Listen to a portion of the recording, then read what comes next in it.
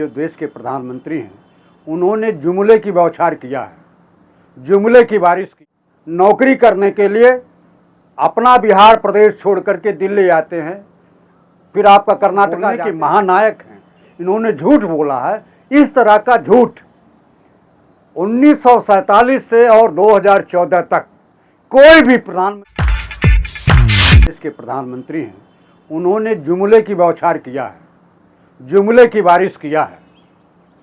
चूंकि बिहार में लोगों को लाभान्वित करना है, अब तक एक बात बताइए, नीतीश कुमार इन्हीं के गठबंधन की सरकार है, उन्होंने बिहार के लिए कौन सा कार्यक्रम कर दिया, कौन सा कल कारखाना दे दिया? आप लोग देश के जागरूक लोग हो, आप बताओ ना कि एक भी कल कारखाना बिहार के लोगों को के पलायन को, जो नौकरी इन्होंने नहीं दिया, पलायन को रोकने का कोई प्रयास किया? वहाँ के नौजवान नौकरी करने के लिए अपना बिहार प्रदेश छोड़ करके दिल्ली आते हैं, फिर आपका कर्नाटका जाते हैं, महाराष्ट्र जाते हैं, चेन्नई जाते हैं, लेकिन एक भी कल कारखाना बिहार के लोगों को नहीं दिया। और नहीं तो झूठ की बुनियाद पर इन्होंने एक मेडिकल कॉलेज दरभंगा में बनाने का प्रयास किया था। बोला था कि दरभंगा में मेडिकल कॉलेज चल रहा है, लेकिन मेडिकल कॉलेज की एक नींव की एक ईंट भी इन्होंने नहीं रखा था। तो ये पूरी की पूरी सरकार बुनियाद झूठ के बुनियाद पर चला रहे हैं। और आज भी जो बिहार को इन्होंने दिया है, केवल घोषणा किया है। पिछले चुनाव में या पिछले दिनों जो उन्होंने घोषणा किया था, एक भी रुपया बिहार सरकार को नहीं दिया है। जब तक अधिसूचना जारी नहीं होती है, नोटिफिकेशन नहीं होता है रुपया देने का, तब तक उस सरकार को रुपया नहीं मिलता है। पिछले घोषणाओं में नोटिफिकेशन इन्होंने नहीं किया और एक भी रुपया बिहार के विकास करने के लिए अभी तक आज तक नहीं मिला है। उसी तरह से माननीय प्रधानमंत्री जी, जो पूरे इस सदी के झूठ बोलने के महानायक हैं, इन्होंने झूठ बोला है। इस तरह का झूठ 1947 से और 2014 तक कोई भी प्रधानमंत्री नहीं बोला है, जितना अकेले नरेंद्र भाई मोदी जी बोले हैं। झूठ की बुनियाद पर इनकी सरकार बनी है और इसी तरह से झूठ की फसल बिहार में भी काटने का प्रयास कर रहे हैं। आप बताइए, इन्हीं दोनों के गठबंधन की सरकार बिहार में चल रही है, अपराध चरम सीमा पर है। वहाँ मंत्री का रिश्तेदार मारा जाता है, वहाँ जो गृह राज्य मंत्री हैं उनके भांजे को गोली मार करके मौत के घाट उतार दिया जाता है। उनकी भांजी भी दुर्घटनाग्रस्त है। जहाँ इस तरह का कानून, जहाँ सिपाही पर चार सिपाही पर भाजपा के लगे हुए झंडे को, इन 4 सिपाहियों को रगड़ दिया जाता है, रौंद दिया जाता है, जिसमें एक महिला सिपाही की मौत हो जाती है, दरोगा मारे जाते हैं। आज तो मैं सुना हूं कि तेजस्वी के घर के बगल में भी गोली चली है। आप बताइए, नेता प्रतिपक्ष के घर के बगल में गोली चलती हो और आप कहेंगे कि वहाँ सुरक्षा व्यवस्था है, वहाँ कानून व्यवस्था ठीक है? क्या ये प्रधानमंत्री की जिम्मेदारी नहीं है क्या? मोदी जी कह रहे हैं कि जो बदहाल बिहार था वो 20 साल पहले का था, अब हमने 20 साल में खुशहाल बिहार बना दिया। आपको बता रहा हूं कि एक भी विकास की ईंट नीतीश कुमार और बीजेपी के जो सहयोग से सरकार चल रही है, आप बताइए ना, एक भी कारखाना बता दीजिए, एक भी कारखाना बता दीजिए जहां बिहार में लगा हो। वहां नीतीश कुमार के द्वारा लगाए गए पुल गिर रहे हैं, सड़कें धंस रही हैं। क्या इसमें मोदी जी का योगदान नहीं, उनके पार्टी का योगदान नहीं? उन दोनों के सहयोग से बिहार की सरकार चल रही है। एक भी विकास की ईंट नहीं रखी गई है। आप बताइए, जब कांग्रेस पार्टी ने कहा तब जाकर के उन्होंने एक आयोग बनाया। किस चीज़ का? अभी क्रियान्वयन उस आयोग का नहीं हुआ। स्वर्ण आयोग नहीं, वो जो खाने वाली चीज आती है, मखाना मखाना पर आयोग तो बनाया, लेकिन अभी तक इस समय तक उस पर क्रियान्वयन नहीं हुआ।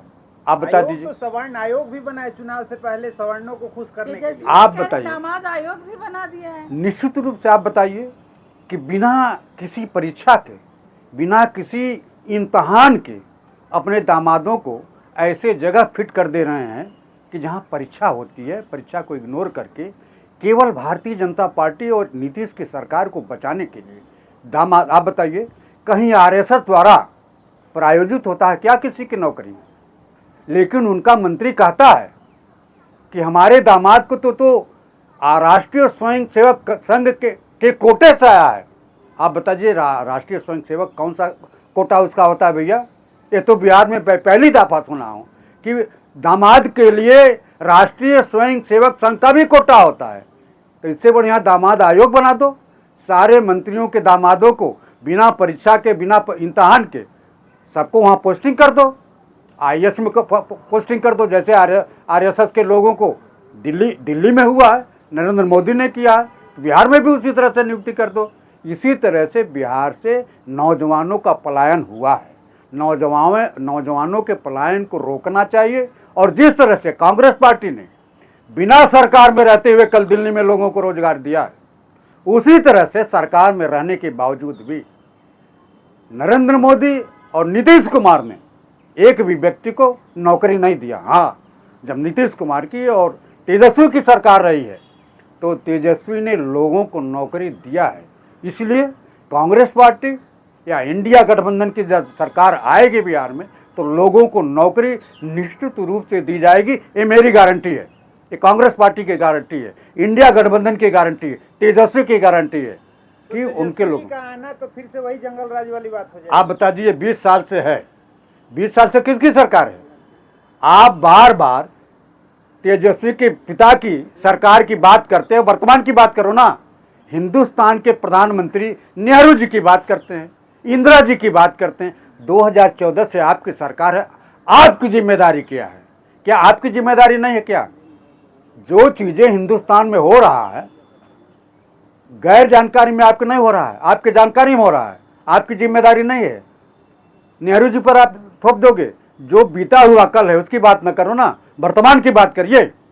वर्तमान में आपकी जिम्मेदारी है और आपको नैतिकता के आधार पर देश के नौजवानों का जो शोषण हो रहा है, जो उनके ताकत का ह्यूमिनेशन हो रहा है, उसकी जिम्मेदारी आपकी है, भारतीय जनता पार्टी की है और नीतीश कुमार की है कि बिहार में पलायन आपको रोकना पड़ेगा। लेकिन आपके जो नेता हैं राहुल गांधी, वो तो पहले ही लग रहा है हार मान चुके हैं। वो कह रहे हैं महाराष्ट्र जैसा बिहार भी जीतेगी। देखिए उन्होंने एक बात, हार की बात नहीं की, उन्होंने ये कहा है कि जैसे वोट महाराष्ट्र में विधानसभा में जो पड़ा उससे 60 लाख वोटर कैसे जुट गए। तो वो चीजें, इस चीजों को राहुल गांधी ने कहा है कि बिहार में भी ये भारतीय जनता पार्टी की सरकार कर सकती है चुनाव आयोग को मिला करके। तो इसलिए क्यों नहीं उतरते, खाली आरोप लगाएंगे? आप बताइए ना, ये लोग तो कह रहे हैं कि मतपत्र के जरिए चुनाव होना चाहिए। तो वोटर फ्लोटिंग का तो फिर मामला मतपत्र से हो चाहे ईवीएम से, अगर वोटर्स बढ़ा दिए गए तो नहीं, अगर मतपत्र से होगा तो आपकी वो धांधली नहीं चल पाएगी जो धीरे धीरे आप 5 दिन में 1 घंटे में वोटरों की संख्या आप बढ़ा देते हो। 1 घंटे में अगर 60 लाख वोट बढ़ जाता है। राष्ट्रीय अध्यक्ष ये कह चुके मल्लिकार्जुन खड़गे कि ईवीएम में कोई धांधली हो ही नहीं सकती है। नहीं, सवाल ही नहीं होता है, बोला है उन्होंने। नहीं, सवाल ही नहीं होता है। खड़गे जी ने यह सवाल कभी कहा नहीं। आपको बता रहा हूं कि बिहार में इंडिया गठबंधन की सरकार बनने जा रही है और तेजस्वी वहां चीफ मिनिस्टर होने जा रहे हैं। इंडिया गठबंधन में सीटों का बंटवारा भी हो चुका है। चूंकि अब इनके यहाँ नरेंद्र मोदी के यहाँ और नीतीश के यहाँ फूट है, इनके दल में फूट है। आपको बता रहा हूँ, पासवान जो है 223 सीटों पर चुनाव लड़ने जा रहा है। निश्चित रूप से इनके यहाँ बंटवारा, हमारे यहाँ इंडिया गठबंधन में एकता है, कोई मतभेद नहीं है। और इनका बेटा तेजस्वी ही वहाँ चीफ मिनिस्टर होने